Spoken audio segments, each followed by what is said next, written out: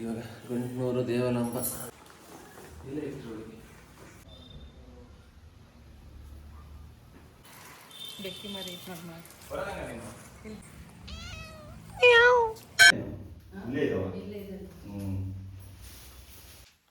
ನಮಸ್ಕಾರ ಸ್ನೇಹಿತರೆ, Shalini Arun YouTube vlogs ಚಾನಲ್ಗೆ ಸ್ವಾಗತ ಸುಸ್ವಾಗತ.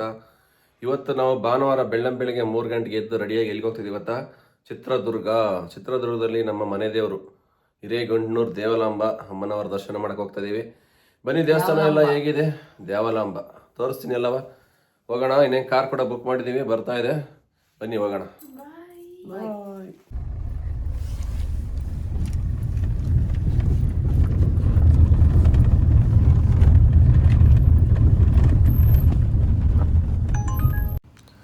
ನೋಡಿ ಸ್ನೇಹಿತರೆ, ಬೆಳಗ್ಗೆ 5:15 ಮೆಜೆಸ್ಟಿಕಲ್ಲಿ ಬಸ್ ಹತ್ತು ಕುತ್ಕೊಂಡ ತಕ್ಷಣ ಹೊಟ್ಟೆ ಹಸಿತು, ಇಡ್ಲಿ ಬೇಕು ಅಂದರು. ಹೋಗಿ ಹೆಂಗೆ ಇಡ್ಲಿ ತಗೊಂಬಂದು ಕೊಟ್ಟೆ, ತಿಂತಾಯಿದ್ದಾರೆ ಇಬ್ಬರೂ. ಬಸ್ ಬೇರೆ ಹೊರಟ್ಬಿಟ್ಟಿತ್ತು ಆಲ್ರೆಡಿ, ಅಷ್ಟು ಬೇಗ ಎತ್ಕೊಂಡು ಓಡಿ ಬಂದು ಕೊಟ್ಟೆ. ಅವರಿಬ್ಬರಿಗೆ 2 ಪ್ಲೇಟ್ ತಂದು ಕೊಟ್ಟಿದ್ದೆ, ತಿಂದಿದ್ದಾರೆ. ಈಗ ನಿದ್ದೆ ಬರ್ತಾಯಿದಂತೆ, ಮಲ್ಕೊತಾರಂತೆ. ಮಲ್ಕೊಂಡು ಯಾಕೆ ದಿನ 5 ಅವರ್ ಆಗುತ್ತೆ ಜರ್ನಿ ಮಾಡೋಕ್ಕೆ. ಇವಾಗ 5:15ಗೆ ಬಿಟ್ಟಿದ್ದೀವಿ ಬಸ್ಸು. ಹೋಗೋ ಅಷ್ಟೊತ್ತಿಗೆ 10-10:30 ಆಗ್ಬೋದು. ನೀನು ಸುಮ್ಮನೆ ಇರಬೇಕು. ನಾನೇ ಚಿಪ್ ಖಾಲಿ ಮಾಡಿದ್ದು, ನೀನೇ ಖಾಲಿ ಮಾಡಿದ್ದು. ಸುಳ್ಳು ಹೇಳ್ತಾರೆ. ನಾನು ತಿಂದಿಲ್ಲ. ನಾನು ಶಿರಾದಲ್ಲಿ ಟಿಫನಿಗೆ ಬಿಟ್ಟಿದ್ದಾರೆ. ಇವಾಗ ಟಿಫನ್ ಎಲ್ಲ ಮಾಡಕ್ಕೆ ಹೋದರೆ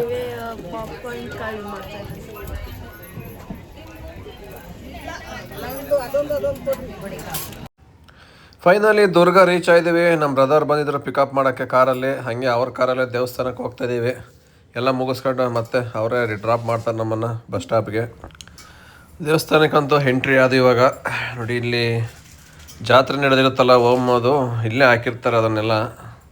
ನೆಕ್ಸ್ಟ್ ಜಾತ್ರೆ ಆಗೋವರೆಗೂ ತೆಗಿಯೋದೇ ಇಲ್ಲ ಅದು ಕೊಂಡದ್ದು. ಇಲ್ಲೇ ಎಲ್ಲ ನೆಲ್ಲಿ ನೀರು ಬಿಡ್ತಾರೆ. ಇಲ್ಲೇ ಕಾಲೆಲ್ಲ ತೊಳ್ಕೊಂಡು ಒಳಗಡೆ ಹೋಗ್ಬೇಕು. ಇವಾಗ ನಮ್ಮ ಬ್ರದರು ಆ ಕಡೆ ಇದ್ದಾರೆ. ನನ್ನ ಮಗಳು ವೀಡಿಯೋ ಮಾಡ್ತಾ ಇದ್ದಾಳೆ, ಅದಕ್ಕೆ ಬಂದಿಲ್ಲ ಕ್ಯಾಮ್ರಾದಲ್ಲಿ. ತುಂಬ ಹಳೆಯ ದೇವಸ್ಥಾನ, ಯಾಕೆಂದರೆ ಇದು ನಮ್ಮ ಅಜ್ಜಾರ ಕಾಲ, ಅವರೆಲ್ಲ ನಡ್ಕೊಂಡು ಬಂದಿರೋದು ಮನೆ ದೇವ್ರದ್ದು ಇದು. ಹಾಗಾಗಿ ನಾವು ಹೋಗೋಕ್ಕಾಗಲ್ಲ ಜಾಸ್ತಿ, ಯಾವಾಗೆಲ್ಲ ಒಂದು ಟೈಮ್ ಹೋಗ್ತಾ ಇರ್ತೀವಿ. ಇತ್ತೀಚೆಗೆ ಒಂದು 2-3 ಟೈಮ್ ಹೋಗಿ ಬಂದಿದ್ದೀವಿ. ಬೆಂಗಳೂರಿಂದನೇ ಹೋಗೋಕೆ ಈಸಿ, ಊರಿಂದ ಹೋಗೋಕ್ಕೆ ತುಂಬ ಬಸ್ ಕನ್ವೆನ್ಸ್ ಸರಿ ಇಲ್ಲ, ಟ್ರಾಫಿಕ್ ಜಾಸ್ತಿ ಆ ಕಡೆ. ಬೆಂಗಳೂರಿಂದ ಆರಾಮಾಗೆ 4 to 5 ಅವರಲ್ಲಿ ರೀಚ್ ಆಗ್ಬಿಡ್ಬೋದು. ಐನಾರು ಇನ್ನೂ ಬಂದಿಲ್ಲಂತೆ, ಫೋನ್ ಮಾಡಿ ಅಂತ ಹೇಳ್ತಾ ಇದ್ದಾರೆ. ಒಳಗಡೆ ಹೋಗ್ತಾ ಇದ್ದೀವಿ ಗರ್ಭಗುಡಿಗೆ. ಜನ ಏನು ಜಾಸ್ತಿ ಇಲ್ಲ. ಮಂಗಳವಾರ ಶುಕ್ರವಾರ ಜಾಸ್ತಿ ಇರ್ತಾರೆ, ಅಮ್ಮನವ್ರ ವಾರ ಅವತ್ತು. ನಾವು ಭಾನುವಾರ ಹೋಗಿರೋದ್ರಿಂದ ಜನ ಏನು ಜಾಸ್ತಿ ಇಲ್ಲ. ಯಾರೋ ಸ್ವಲ್ಪ ಒಂದು 3-4 ಜನ ಇದ್ದಾರೆ. ಎಲ್ಲ ಪೂಜೆ ಎಲ್ಲ ಆಗಿತ್ತು ರೆಡಿ. ಪೂಜೆ ಆಗಿ ಟಿಫನ್ ಮಾಡೋಕ್ಕೆ ಹೋಗಿದ್ರು ಪೂಜಾರಿ ಮನೆಗೆ. ಫೋನ್ ಕೂಡ ಮಾಡಿದ್ದೀನಿ, ಬರ್ತಾರಂತ ಇನ್ನೇನು ಸ್ವಲ್ಪ ಹೊತ್ತು ಅಂತ ಹೇಳಿದರು. ನೋಡೋಣ, ವೆಯ್ಟ್ ಮಾಡ್ತಾ ಇದ್ದೀವಿ ಅವರಿಗೋಸ್ಕರನೇ. ತುಂಬ ಚೆನ್ನಾಗಿ ಅಲಂಕಾರ ಮಾಡಿದ್ದಾರೆ.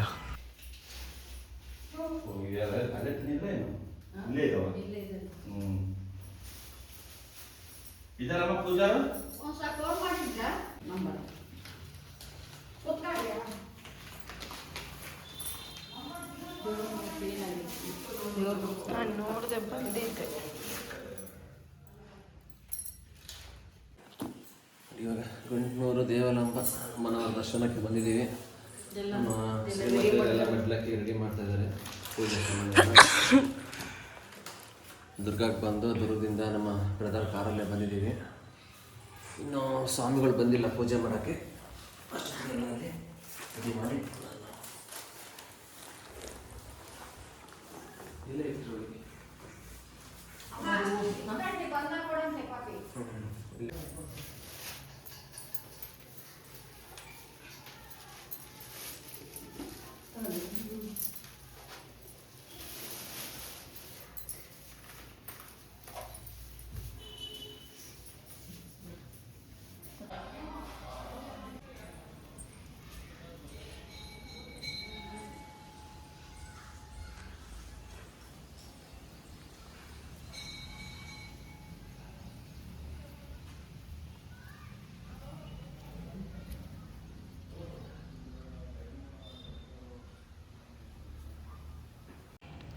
ಪೂಜೆ ಎಲ್ಲ ಆಯಿತು, ಹೊರಡ್ತಾ ಇದೀವಿ ಕಾರ್ ಹತ್ಕೊಂಡು ಮತ್ತೆ ವಾಪಸ್ ದುರ್ಗಕ್ಕೆ.